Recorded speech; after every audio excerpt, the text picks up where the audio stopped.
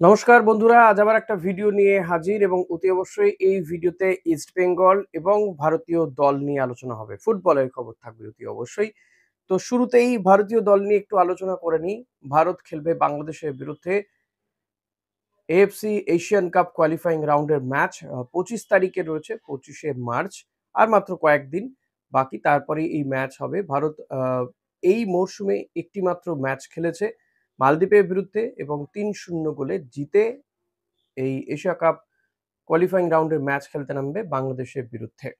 নিঃসন্দেহে ভারত এই জায়গাতে অ্যাডভান্টেজ, কারণ বাংলাদেশ এখনো পর্যন্ত এই ২০২৫ সালে কোনো ম্যাচ খেলেনি এবং এখনো পর্যন্ত যে কয়েকবার বাংলাদেশের সাথে ভারতের মুখোমুখি হয়েছে তাতে কিন্তু ভারতের জয়লাভ করার পরিসংখ্যানই অনেক বেশি বাংলাদেশের থেকে। তো শেষ কয়েকটা ম্যাচ যদি ধরা হয়, শেষ ৯টা ম্যাচে কিন্তু বাংলাদেশ জিততেই পারেনি। এই জায়গায় দাঁড়িয়ে খেলতে নামছে শিলংয়ে। বাংলাদেশ ইতিমধ্যে পৌঁছে গিয়েছে। তাদের মূল ভরসা যাকে করছে তারা হামজা চৌধুরী, যিনি ইংল্যান্ডের প্রিমিয়ার লিগ খেলা ফুটবলার এবং তার উপরে আশা ভরসা করছে। যদিও হামজা কিন্তু স্ট্রাইকার নন, তিনি মাঝমাঠের ফুটবলার। তো তাকে অনেকটাই ভরসা করছে বাংলাদেশ টিম এবং তাকে ধরেই বলা যেতে পারে বৈতরণী পার হওয়ার চিন্তাভাবনা বা স্বপ্ন দেখছে বাংলাদেশ। কিন্তু একা হামজা চৌধুরী কি করতে পারবেন তা নিয়ে যথেষ্ট সন্দেহ রয়েছে। সুনীল ছেত্রীরা কিন্তু যথেষ্টই ফর্মে রয়েছে। সুনীল ছেত্রী তিনি নিজে গোল করেছেন, লিস্টন কোলাসও গোল করেছেন, রাহুল বেকে গোল করেছেন।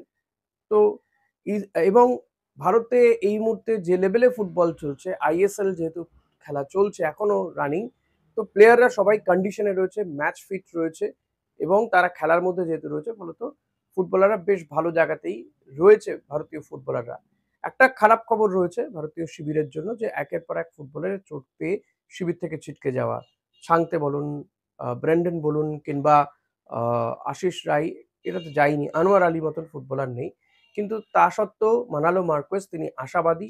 তার কাছে যথেষ্ট ভালো মানের প্লেয়ার রয়েছে, রিপ্লেসমেন্ট প্লেয়ার রয়েছে। গোল করার লোকের একটা অভাব ছিল এর আগে। মানালো যতদিন কোচিং করিয়েছে ম্যাচ জিততে পারেননি। কিন্তু এই সিজনে ১ম ম্যাচে জয় পেয়েছে ভারতীয় দল এবং সুনীল ছেত্রীকে যে কারণে কিন্তু ফিরিয়ে নিয়ে আসা হচ্ছে, অবসর নিয়ে নেওয়া সুনীল ছেত্রী, এবং তিনিও গোল করেছেন। এটা ভারতের জন্য ভালো, সুনীল ছেত্রীর জন্যও ভালো। যেভাবে তার বিরুদ্ধে সমালোচনা চলছিল, সেটা কিন্তু কিছুটা মুখ বন্ধ করা গিয়েছে সুনীল ছেত্রী গোল পাওয়াতে। কিন্তু আমি আবারও বলবো, আমি নিজে সুনীল ছেত্রী ফ্যান হয়েও বলবো, সুনীল ছেত্রী যে কিনা অবসর নিয়ে নিয়েছিল তাকে ভারতীয় দলে ফিরিয়ে নিয়ে আসাটা কোনো ফুটবলের ভবিষ্যতের জন্য অন্তত ভালো নয়। ভালো প্ল্যানিং হতেই পারে না। যাই হোক, এখন আর এসব নিয়ে ভেবে তো লাভ নেই। এখন ম্যাচটা খেলতে হবে, জিততে হবে বাংলাদেশের বিরুদ্ধে। বাংলাদেশ কিন্তু প্রচুর হামজাকে নিয়ে প্রচুর হাইপ উঠছে, ওটার মতন প্লেয়ারও সত্যি। কিন্তু বাকি যারা রয়েছে তারা সেই মানের নন। ফলত বাংলাদেশ কতটা কি করতে পারবে একা হামজা চৌধুরীকে দিয়ে, সেটা যথেষ্টই সন্দেহ রয়েছে এবং আমার তো মনে হয় না যে বিরাট কিছু ফারাক গড়ে দিতে পারবেন একা হামজা চৌধুরী। আর যাই হোক, হামজা চৌধুরী মেসির মতন মানের বা ফুটবলার নয়। অন্তত বাংলাদেশ তো হামজাকে মেসি মতন ভাবতে চাইছেন। দেখা যাবে সেটা মাঠে কি হয়। ভারতও প্রস্তুতি নিচ্ছে। শিলংয়ে এখন কিছুটা ঠান্ডা রয়েছে। ভালো পরিবেশ, ভালো মাঠে খেলা হবে এবং ভারতের পাল্লা কিন্তু এক্ষেত্রে ভারী, যতই হামজা চৌধুরীর মতন প্লেয়ার যোগ দিক না কেন বাংলাদেশ শিবিরে। এবার যদি ইস্টবেঙ্গলের খবরের দিকে আসা যায়, ইস্টবেঙ্গলের খবর এবং অতি অবশ্যই ট্রান্সফার নিউজ তো রয়েছে। তাতে বেশ কিছু নাম ভেসে উঠছে।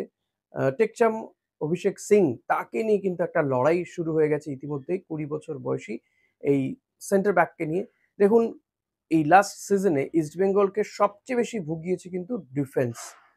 ডিফেন্সে প্লেয়ারদের দোষে কিন্তু ইস্টবেঙ্গলকে বারবার ম্যাচ হারতে হয়েছে, গোল খেতে হয়েছে, ম্যাচ হারতে হয়েছে।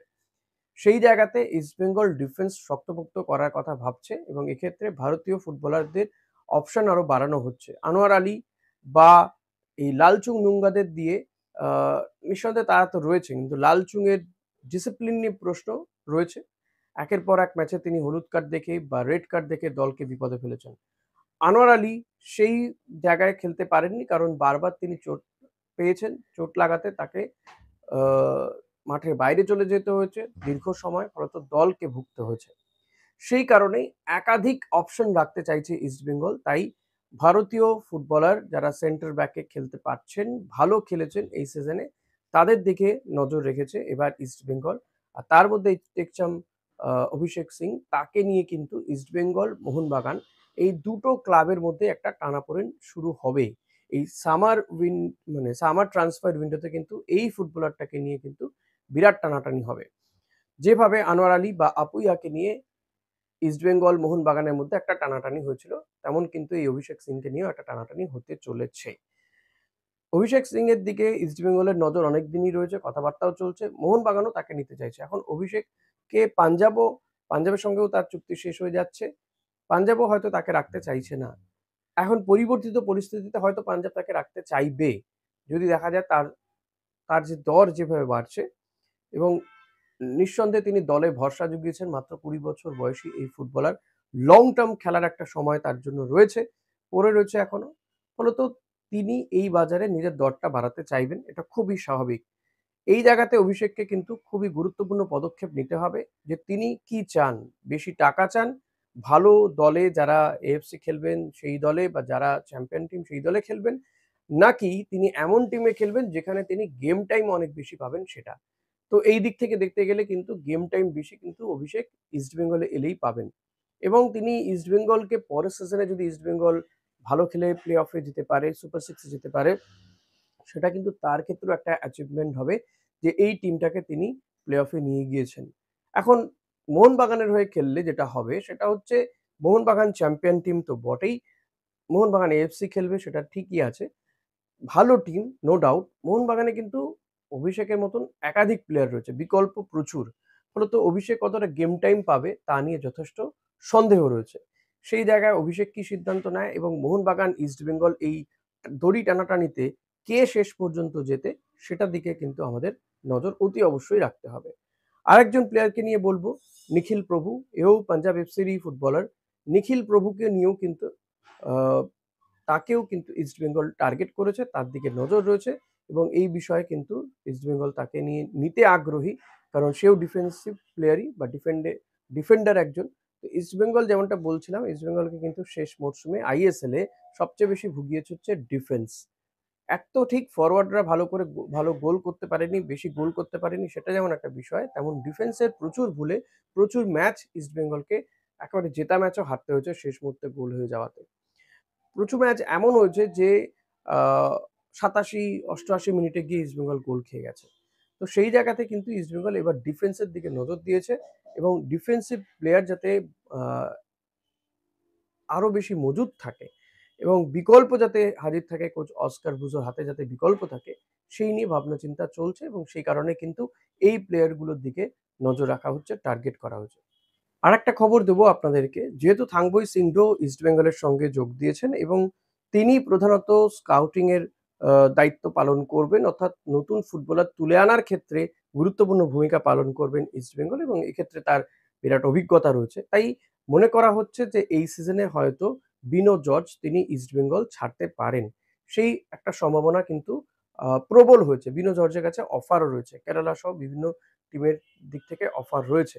এখন বিনো জর্জ তিনি ঠিক কি করবেন সেটা তার উপর ডিপেন্ড করছে। বিনো জর্জেরও কিন্তু ইস্টবেঙ্গলের সঙ্গে চুক্তি রয়েছে। আহ, যেহেতু থাংবই সিংডো তিনি ইস্টবেঙ্গলে যোগ দিচ্ছেন, তাই অনেকে ২-২-৪ করছেন। তবে আমার মনে হয় না বিনো জর্জ এক্ষুনি ছেড়ে দিচ্ছেন, কারণ বিনো জর্জ তিনি এই জুনিয়র টিমকে নিয়ে যথেষ্ট ভালো কাজ করেছেন ইস্টবেঙ্গলের জন্য। কলকাতা লিগ বলুন, কিংবা এই আরএফডিএল এর যে টিমটা খেলছে, তাদের সঙ্গে যথেষ্ট ভালো কাজ করেছে বিনো জর্জ।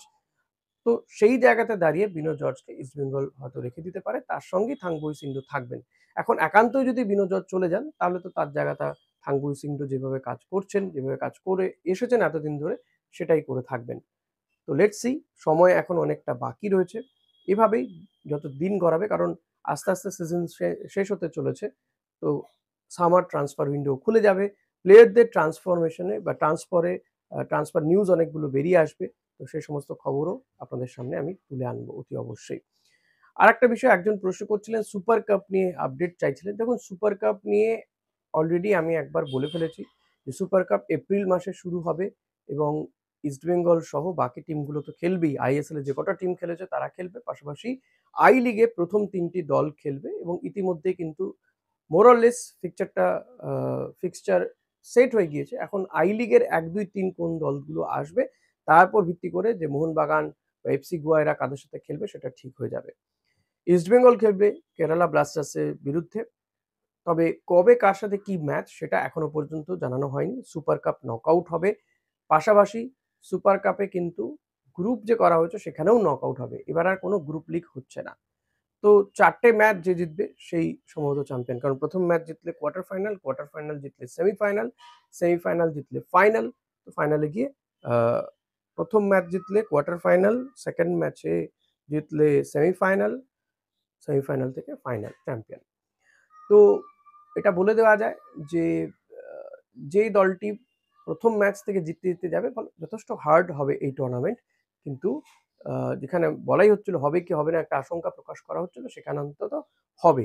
এপ্রিল মাসেই হবে এবং এক্ষেত্রে আমি একটা ভিডিও আগেই করেছি, তো আপনারা সেটা প্লিজ দেখে নেবেন যারা এখনো পর্যন্ত মনে করছেন জানেন না, আপডেট নেই যাদের কাছে। আর এরপর যদি মূল ফিক্সচারটা চলে আসে অতি অবশ্যই আপনাদের সামনে সেটা নিয়ে আসবে। এখনো পর্যন্ত আমি অন্তত পাইনি, পেলে আপনাদের সামনে জানাবো। আশা করি ভিডিওটি ভালো লেগেছে। ভিডিওটি ভালো লাগলে লাইক, কমেন্ট, শেয়ার করতে ভুলবেন না, কমেন্ট করতে ভুলবেন না।